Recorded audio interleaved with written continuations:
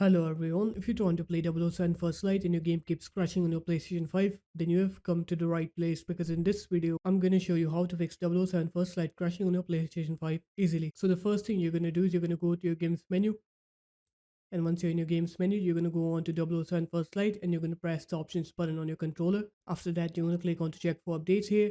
Once you click onto that, it will look for any newly released update and it will update your game. After that, you're going to press the options button again, but this time you're going to go into restore license here.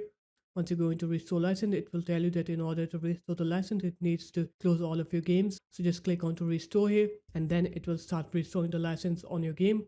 Once it's done with that, you're going to press OK here and then you're going to disconnect your PlayStation 5 from the internet by either turning on the airplane mode, disconnecting the Wi-Fi, or disconnecting the Ethernet cable.